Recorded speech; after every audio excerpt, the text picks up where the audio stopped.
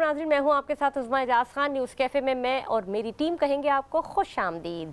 कैसे हैं? ठीक ठाक, खैरियत के साथ, मोहब्बत के साथ, प्यार के साथ अपने दिन का आगाज़ कर चुके होंगे। हम भी अल्लाह ताला के बाबरकत नाम के साथ आपसे मिलने के लिए दौड़े चले आते हैं और अल्लाह ताला से बातचीत करके, मोहब्बतें देते हुए, मोहब्बतें समेटते हुए अल्लाह ताला को हाज़िर नाज़िर जान के अपने काम पे इस मकसद से निकलते हैं कि अल्लाह ताला हमें इसमें कामयाब करे और बाकी सारी दुनिया के लोगों के साथ भी उसी तरह से उनके रिस्क में इजाफा करे। कुछ बातें ऐसी होती हैं जो इंसान करना चाहता है लेकिन कर नहीं पा रहा होता, उसको समझ में नहीं आ रहा होता। कुछ ऐसे टॉपिक्स होते हैं जिनको उसके दिमाग में खलबली मची होती है लेकिन उसको ये समझ नहीं आ रहा होता कि उसको वो डिफाइन कैसे करे। कभी कभार आपको कुछ ऐसा लगता है ना, बॉडी में आपको लगता है कहीं इचिंग हो रही है, लेकिन वो इचिंग आपको फील तो हो रही होती है लेकिन आपको ये नहीं पता लग रहा होता कि वो आखिर हो कहाँ रही है, कि उसको थोड़ा सा सहला दिया जाए। इसी तरह से कुछ ना कुछ आपके दिमाग में ऐसी कहीं ना कहीं कोई बेचैनी चल रही होती है जिसका जवाब आपके पास नहीं होता, ताकि आप उसका जवाब कर सकें। और आप इस तकलीफ में होते हैं, इस परेशानी में होते हैं कि हम कैसे इसको किसी के सामने बयान कर सकें। तो मेरा मकसद सिर्फ और सिर्फ यही होता है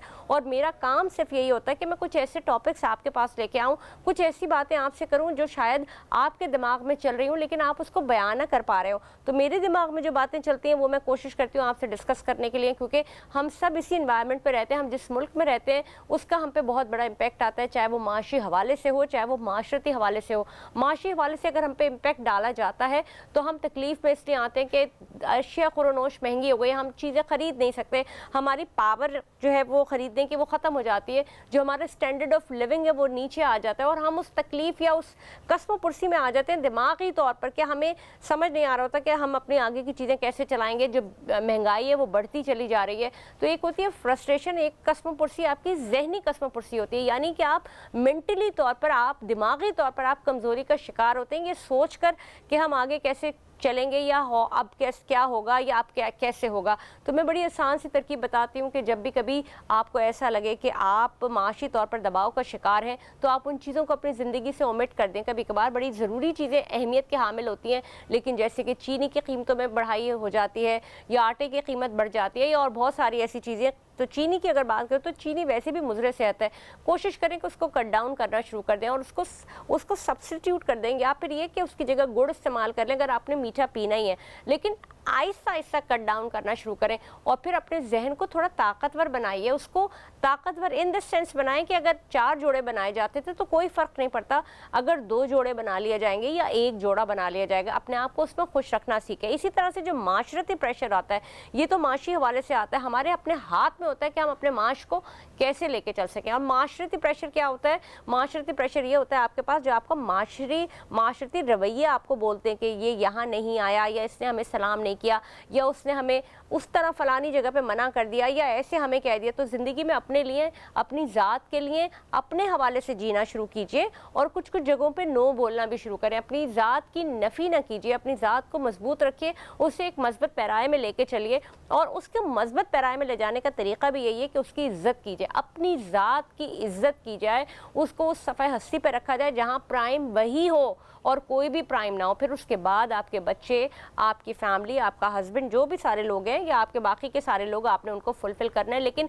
याद रखिएगा कि जब आप खुद खुश नहीं होंगे, जब आप हलक तक खुद भरे हुए नहीं होंगे, आप किसी को कुछ नहीं दे सकते। अगर आप अपने अंदर मोहब्बतें जज्ब करते होंगे तो मोहब्बत देंगे, लेकिन अगर आप मोहब्बत नहीं दे सकेंगे और आपके अंदर अपने अंदर खला होगा और अपने अंदर बुराइयाँ होंगी या अपने अंदर आपके यहाँ खामियाँ या कड़वाहट होगी तो आप वही आप लोगों को देंगे। इसी तरह से हम ओवरऑल अगर माशरे की बात करें तो हमारे अंदर एक बहुत बड़ी एक तकलीफ़ का एक सामान ये पैदा होता है कि हमें बच्चों के हवाले से हमें समझ नहीं आ रहा होता कि हम उन बच्चों की काउंसलिंग करवाएं कहाँ से। उनकी जो प्रैक्टिकल काउंसलिंग के हवाले से यानी एजुकेशनल काउंसलिंग के हवाले से मैं बात करूँ कि बच्चे किस समत में जाना चाहते हैं या उनकी प्रायोरिटीज़ क्या चीज़ है, या वो किस प्रायोरिटी पे अपनी तालीम को आगे बढ़ाना चाहते हैं, कौन से सब्जेक्ट्स में वो अपने आप को आगे रखना चाहते हैं। या फिर कुछ बच्चे ऐसे होते हैं जो बहुत ज़्यादा ज़बरदस्त नहीं होते, पढ़ाई में पढ़ते हैं लेकिन एवरेज स्टूडेंट होते हैं, लेकिन उनकी स्किल्स की क्वालिटीज़ बहुत ज़्यादा होती हैं, या उनके अंदर ऐसा हुनर होता है, या वो कुछ ऐसे जुगाड़ू बच्चे होते हैं जिनको इलेक्ट्रिक का काम आता है, वो हर चीज़ में घुस जाते हैं, वो कोई भी चीज़ जो है वो खिलौने तोड़ के बना लेते हैं। तो उनके जहन को देखते हुए उनकी जहन साजी की जाती है, उनकी काउंसलिंग की जाती है, फिर उनको उसी फील्ड में डाला जाता है। इसी वाले से मैं बात करूंगी। मेरे साथ मेरे बहुत ही मौजूद मेहमान ग्रामी मौजूद है, मोहम्मद अख्तर आराई साहब। माहिर तालीम है और हमारे अक्सर शोज़ का हिस्सा बनते हैं। अस्सलाम वालेकुम। वालेकुम अस्सलाम। कैसे हैं? ठीक ठाक है? खैरियत से? मैंने थोड़ी सी कोशिश की है इस बात को बताने के लिए कि बच्चों की कैटेगरीज होती हैं। कैटेगरीज का मतलब है कुछ बच्चे बहुत शार्प माइंडेड होते हैं, बहुत अच्छा पढ़ते हैं। दूसरी कैटेगरी के बच्चे भी बहुत शार्प माइंडेड होते हैं, हुनर में कमाल होते हैं। तीसरी कैटेगरीज के बच्चे भी बहुत शार्प माइंडेड होते हैं, वो स्किल्स में और बाकी चीज़ों में कमाल होते हैं। और ये वो कैटेगरीज होती हैं जिसमें आप किसी में भी लो एवरेज बच्चे नहीं कह सकते। अच्छा, इन्हीं कैटेगरीज में थोड़े लो भी होते हैं बच्चे। जैसे तालीम, नॉर्मल तालीम चल रही है लेकिन कैटेगरी उनकी जो अगर हुनर की है वो बहुत आला है, तो हम क्यों नहीं इस तरफ ध्यान करते? जी बिल्कुल, हमें अपने बच्चों को, इंसान को समझना बहुत ज़रूरी है। जब अल्लाह ताला हमारी ख्वाहिश पूरी करता है, हमें औलाद देता है, तो हमारे बच्चों के अंदर जो है ना, नॉर्मली एक रिसर्च के मुताबिक 8 किस्म की मल्टीपल इंटेलिजेंस होती हैं। अगर आप गूगल पे बैठे हैं तो आप सिर्फ ये लिखें कि मल्टीपल इंटेलिजेंस, कीवर्ड लिख दें और सर्च करें। सर्च करेंगे आपको, बल्कि डायग्राम सर्च कर लें, उसमें आपको 8 किस्म के मिलेंगे। उसमें इंट्रापर्सनल है, इंटरपर्सनल है, ठीक है, और इस तरह से बड़े बच्चे होते हैं। तो उस 8 किस्म की के अंदर जो है ना, मुख्तलिफ टाइप के बच्चे हैं जो कि उस तरह से उनका जहन रखते हैं। बाज़ बच्चों के अंदर 5-5, 6-6 किस्म की ज़हानतें भी मौजूद होती हैं और बाज़ में कुछ कम होती हैं। कुछ बच्चे ऐसे हैं वो फ़िज़िकल एक्टिव इतने होते हैं कि कोई भी चीज़ सामने रखी है उसको छेड़ेंगे, करेंगे। अब वो खेलना, तो उसको करना, किसी टॉय को भी खोलने शुरू कर देंगे। अब वो बेसिकली लर्न कर रहे हैं, दुनिया को एक्सप्लोर कर रहे हैं। अब करते करते, आपने अभी टेक्नोलॉजी की बात कर रही थी, तो ज़ाहिर है कि जिस फ़ोन की आप बात कर रही थी, ये फ़ोन 1875 में जो है ना ये ईजाद हुआ, और जिस शख्स ने ईजाद किया वो भी एक ऐसा बच्चा था। वो भी हर चीज़ को छेड़ता था, हर चीज़ को जो है ना लगा रहता था। किसी ने किसी कप पड़ा है तो वो उठाया, उसको खोला, उससे कोई चीज़ बनाएगा। तो ये चीज़ बनाते बनाते उन्होंने ये चीज़ बना दी जो टेलीफोन था, जो एक वायर के ज़रिए कनेक्टेड था और वो आवाज़ एक जगह से ट्रेवल करके दूसरी जगह जाती थी। आज बच्चे ऐसे हैं कि छोटे छोटे बच्चे आर्टिफिशियल इंटेलिजेंस सीखना शुरू हो गए हैं, वो ऐसी चीज़ें बना रहे हैं। तो हमें बच्चों को ये मौके देने पड़ेंगे कि वो अपनी स्किल्स को प्लेटफॉर्म पर लाए, शोकेस करे। और जब तक हम अपने बच्चों को चीज़ों को टच नहीं करने देंगे, छेड़ने नहीं देंगे, एक्सपेरिमेंट नहीं करने देंगे, वो कैसे एक्सप्लोर करोगे आप अपने बच्चों को, कैसे अपने बच्चों को मौके फराहम करोगे कि वो इस लैब के अंदर जो है वो बैठ के काम करें। काम करेगा, कल का साइंटिस्ट भी हो सकता है। अब इसी वजह से हमारे मुस्लिम कंट्रीज़ के अंदर तो अभी हिस्ट्री हो गई है कि इतने साइंटिस्ट पैदा नहीं हो रहे हैं, क्योंकि हम रोट एजुकेशन की तरफ चले गए हैं। हम उनको ये मौके नहीं देते कि वो अपने टैलेंट को पॉलिश करें और वो चीज़ें बनाएं और सीखें, इन्वेंशंस करें। तो ये हमें करना बहुत ज़रूरी है। हर घर में बच्चा ऐसा है, मौजूद है कि जो कोई ना कोई इजाद कर सकता है, और वो इंशाल्लाह करेगा अगर हम मिलके अपना टैलेंट जो है उसको ग्रूम करें और इसी पाकिस्तान के जो लगाम है, जो उसके इख्तियारात हैं, उसी को मिले और वो पाकिस्तान के लिए कुछ करे। क्योंकि जितने भी ब्रेन था, जो ट्रेंड ब्रेन था, जो बड़े अच्छे बच्चे थे। बड़े मज़े की बात है, ब्रेन ड्रेन और ब्रेन ट्रेंड, ये नई नई इस्लाहात आ रही है ना, ये बड़े मजे की इस्लाहात हैं। देखिए, जो ब्रेन ड्रेन हो रहा है वो हो रहा है, लेकिन ब्रेन को ट्रेन, जो बच गया उसको तो ट्रेन करें। जी बिल्कुल। देखिए, जब तक हम ये नहीं करेंगे तब तक हम अपनी नई जो डिस्कवरी है ना, वो हम नहीं कर पाएंगे। मैं कहता हूँ हर घर में जीनियस मौजूद है, कोई ऐसा बच्चा नहीं है जो स्लो है, ठीक है ना, वो नॉर्मल है। एक तो IQ है, बल्कि हम EQ को पॉलिश करें, इमोशनल इंटेलिजेंस को पॉलिश करें। क्योंकि बच्चे अगर इमोशनली स्ट्रांग होंगे, लाइफ स्किल्स उनके पास आएंगे, तो वो ज़्यादा कामयाब हो सकते हैं। दोनों चीज़ों का होना बहुत ज़रूरी है, दोनों को पॉलिश करना बहुत ज़रूरी है। दोनों के लिए मौके देना है कि वो इंटरेक्ट करे, लोगों से मिले, बात करना सीखे, प्रेजेंटेशन करना सीखे, ये सारे दुनिया के मामला सीखे। ये हम लोग चीज़ें नहीं दे रहे हैं बच्चों को, हमें देना चाहिए।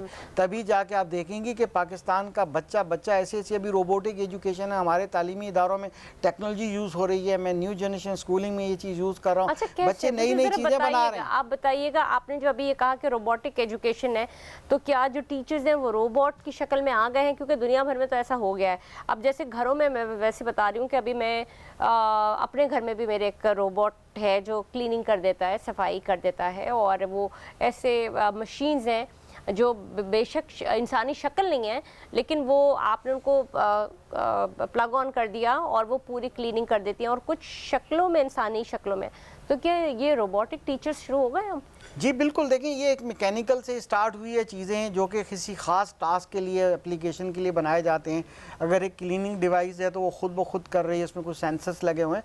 मगर अब आर्टिफिशियल इंटेलिजेंस ऐसी आ गई है कि वो खुद फैसले भी करने लग गए हैं, वो तो डिसीजन भी करने लग गए हैं कि मुझे यहाँ पर मोपिंग करनी है या मुझे कुछ और काम करना है, मल्टीपल काम के लिए। बल्कि इंसानों की तरह के रोबोट भी बन रहे हैं। आप ऑर्डर दीजिए, चाइना काम कर रहा है, जापान काम कर रहा है, दुनिया के कई ममालिक काम कर रहे हैं कि वो बाकायदा सोचते हैं, आप उनसे बात करें। इसकी बहुत बड़ी एग्जांपल्स हैं, सॉफ्टवेयर भी बहुत है। जैसे अब चैट जीपीटी की बात की जाती है, अगर आप उससे बात करेंगे, कुछ भी बात कर लें, दुनिया का उल्टा सीधा क्वेश्चन पूछ लें, वो आपको सॉल्यूशंस देगा। उसको बोलें कि जी हमने ये काम करना है, वो आपको पूरा काम का तरीका बता देगा।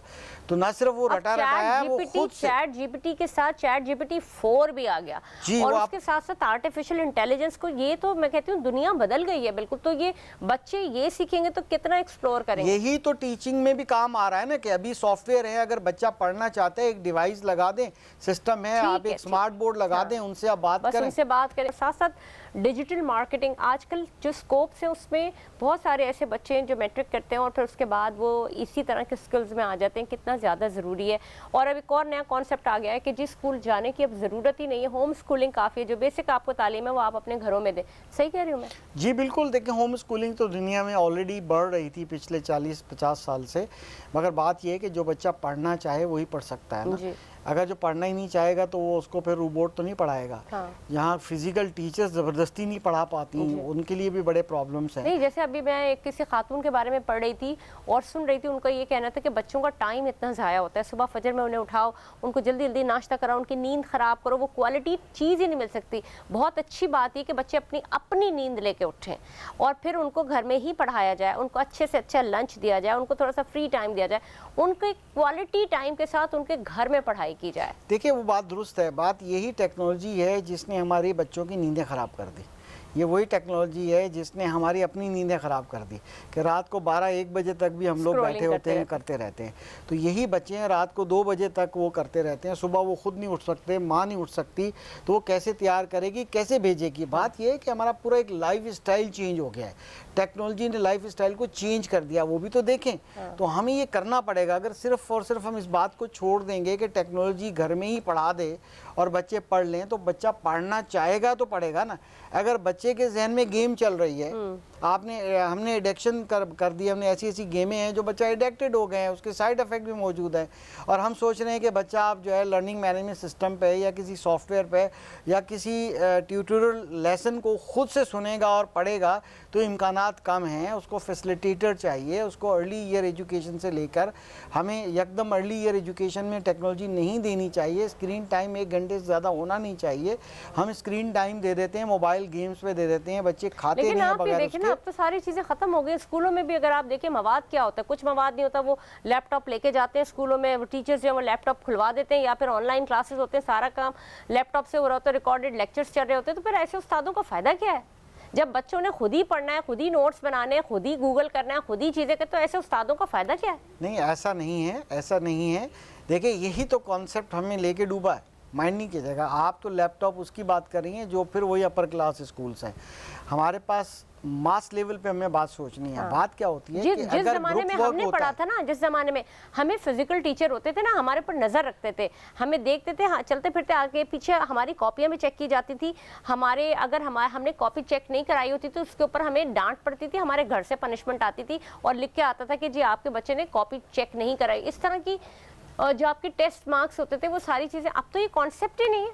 देखिए कॉन्सेप्ट क्या है, देखिए बच्चों को सेल्फ ड्राइव बनाना होता है। बच्चे चाइल्ड सेंटर्ड एजुकेशन थोड़ी कॉमन होती जा रही है, दैट इज़ गुड। कि बच्चा खुद से फैसले लेना सीखे, खुद से रेफरेंस देखे, यहाँ से देखे, उसके बाद आंसर लिखे।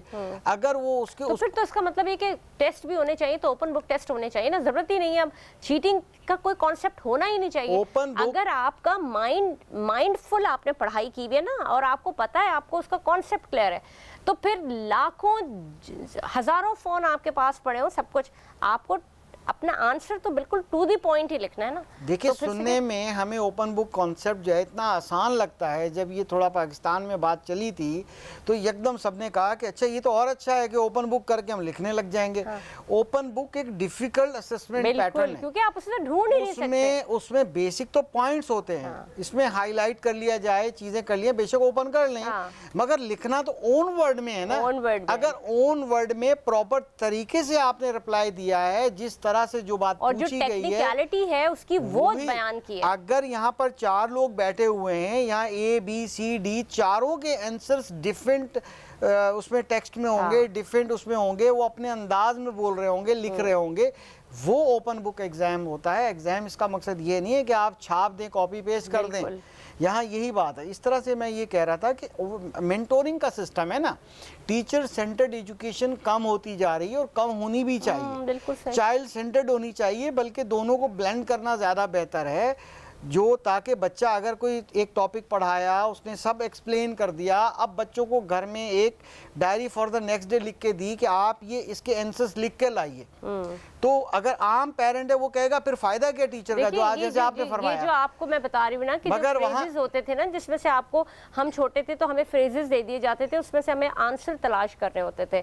आप क्वेश्चन आते थे, उसमें से हमें आंसर्स ढूंढने, वो भी तो अपना माइंड चलेगा, दिमाग चला के करना पड़ता था। चलेगा तो अगर वो मेहनत करके खुद ऑन वर्ड में आंसर्स लिख के लेकर आएंगे तो वही तो रियल लर्निंग आउटकम होगा। ठीक है, बात समझनी है। मेंटोरिंग का अलग कॉन्सेप्ट है। टीचर डज नॉट मीन कि वो आपको एक लिखवा दे, आप लिख लें, कॉपी पेस्ट कर लें, उसको फिर याद कर लें, हाफिज बन जाए, उसके बाद लिख दे। हाफजे का इम्तिहान नहीं है, काबिल बनाना है। अच्छा, अब जहाँ बात हाफजे की आती है, चलें ठीक है, अब तो आपके पास आप पढ़ रहे हैं तो यहाँ ये भी बड़े मसाइल है ना कि लैपटॉप पे पढ़ रहे हैं, आपका इंटरनेट वर्क नहीं कर रहा, अब क्या करें, बैठ गया। देखिए प्राइम सर्विसेज भी यहाँ पर पाकिस्तान में उतनी अच्छी प्राइम नहीं है। बात यह है कि दिक्कत में देखिए, अगर किसी बच्चे ने लाइट चली जाती है, लोड शेडिंग होती है, एक दिया लगा के पढ़ता है, स्ट्रीट लाइट में पढ़ता है, तो वही तो बच्चा एक एग्जाम्पल है। आप तो बड़े लोग हैं ना, आप बड़ी बातें करेंगे, मैं तो हमारे यहाँ बहुत सारे लोगों ने यही किया है। अगर आप इतनी लोड शेडिंग हो रही है, फिर लोग क्या करते हैं, कैंडल जला ले, इमरजेंसी लाइट जला, उसकी जगह कैंडल की जगह इमरजेंसी लाइट आ गई है। वही बच्चा जो है ना अपनी हौसला अफजाई का हकदार है जो बैठ के इमरजेंसी लाइट के सामने पढ़ता है और वो तैयारी करता है। अच्छा, इसके साथ साथ लेकिन बात ये होती है ना, मुकाबले का इम्तिहान है, फर्ज कर लें, बड़े बड़े इम्तिहानात होते हैं, वो आपको एप्टीट्यूड टेस्ट की जितनी तैयारी हो आपको नेट से ही करनी है। अब वो बच्चा, जो हमारे यहाँ के हालात है नेट के, वो बच्चा तो किस दौड़ में भागता ही चला जाएगा मगर पीछे रह जाएगा। कोई बात नहीं, देखिए ये मुश्किलात है। अगर इतना हमवार रास्ता होगा और उस पर रनिंग कराएंगे, उससे बेहतर है कि अप डाउन हो ना। ठीक है, और ई कॉमर्सिंग में क्या किया जाएगा, अगर स्किल्स पे तो आ गया बच्चा, लेकिन फिर इसके ऊपर भी तो गवर्नमेंट का काम है ना कि इसको आप स्ट्रेंथन करें। जो आपकी 4G हो गया, आपका 5G हो गया, जो भी जितने भी आपके जो इंटरनेट के जो मसाइल हैं, अब बच्चे, ऐसा नहीं है कि बच्चे बहुत इंटेलिजेंट हैं और बच्चे कमाना भी चाहते हैं और बच्चे कमा रहे हैं, ऐसे बहुत सारी मिसालें हैं, लेकिन ये नेट ने ना हमें इतना ज़्यादा हमें परेशान कर दिया जिसकी वजह से हम कहीं कहीं पे मफलूज हो गए। ये एक होती है रेस, एक होती है हर्डल रेस। उसमें रुकावटें रख दी जाती हैं, उसको छलांगे लगा लगा के रेस जीती जाती है। बात ये, यही तो कमाल है कि हमारे पाकिस्तानी बच्चे माशाल्लाह इतने अच्छे बच्चे हैं कि वो इन तमाम मुश्किलात के बावजूद भी ज़हीन बच्चे निकलते हैं आगे। तो देखें, मेहनत करनी चाहिए, कोशिश करनी चाहिए, टेक्नोलॉजी सीखनी चाहिए। मुश्किलात हैं, आजकल रीफेब्रिश तो सिस्टम आते हैं हमारे मुल्क में, सबसे ज़्यादा बिकते हैं, नए नहीं बिकते।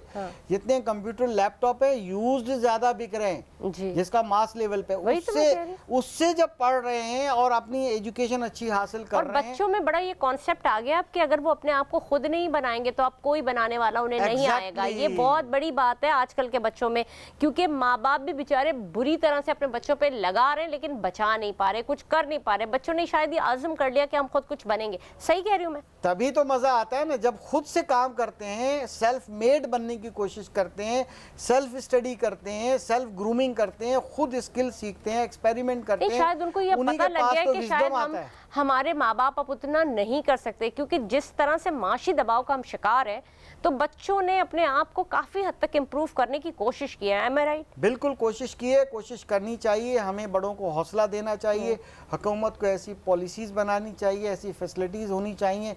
अब ताकि जो है वो बच्चे अपने आप को ग्रूम कर सकें, पढ़ सकें, क्योंकि इंफॉर्मेशन एज है, इंफॉर्मेशन ही इंफॉर्मेशन है, हर जगह यहाँ बैठे इंफॉर्मेशन ही है।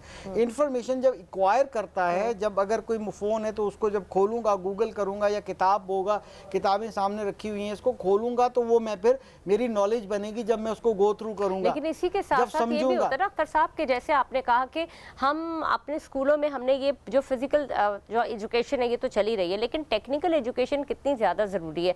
एक अगर आप इसको 3 कैटेगरीज में कर दें, एक आपके फिजिकल जो आपकी पढ़ाई किताबों के साथ होती है, साथ साथ एक होती है टेक्निकल एजुकेशन जिसमें आपके बीटेक हो गया और बहुत सारी ऐसी चीज़ें हो गई और बहुत सारे ऐसे कोर्सेज हो गए, इलेक्ट्रिशियंस हो गए, प्लम्बिंग के, ये साथ साथ रख के साथ साथ स्किल डेवलपमेंट, क्यों नहीं 3 कैटेगरीज में कैटेगराइज कर दिया जाता? बिल्कुल, आपके ताउन से जो बात आपने स्टार्ट की है, मैं तो मुतालबा करता हूँ all Pakistan private school federation की तरफ से कि पहली बात तो बिजली स्कूलों को कमर्शियल ना दें, ताकि वहाँ साइंस लैब, ये कंप्यूटर लैब बननी चाहिए, वहाँ वर्कशॉप्स बननी चाहिए स्किल्स देने के लिए। दूसरा, जितनी डिवाइसेस, लैपटॉप चीज़ें, जितनी इसकी कस्टम ड्यूटी माफ़ करनी चाहिए। अगर तालीमी इदारा वाकई ही अपने तालिब इल्म के लिए मंगाता है ताकि लैपटॉप मुहैया कर सकें हम तालीम इदारे के लिए, मैं तो अपने न्यू जनरेशन स्कूलिंग सिस्टम में बच्चों को फ्री लैपटॉप दे रहा हूँ। अच्छा, इसी वजह से दे रहा हूँ कि टेक्नोलॉजी का नहीं दौर तो है। आप फ्री जो लैपटॉप उनकी क्लास में देते हैं या उनको घर ले जाने के लिए देते हैं? घर ले जाने के लिए देते हैं। अच्छा, लेकिन वो वापस आपको दे देते होंगे ना? हम स्टैम्प एजुकेशन कर रहे हैं, हमारे पास स्टैम्प लैब है, वहाँ पर छोटे छोटे बच्चे जोड़ तोड़ करते हैं। जिस जिस चीज़ में अलग इलेक्ट्रॉनिक साइड पे जाते हैं उधर चले जाते हैं, इंजीनियरिंग स्किल्स हैं उधर चले जाते हैं, जो उनमें स्किल्स है वो वहीं से फलता है, फूलता है।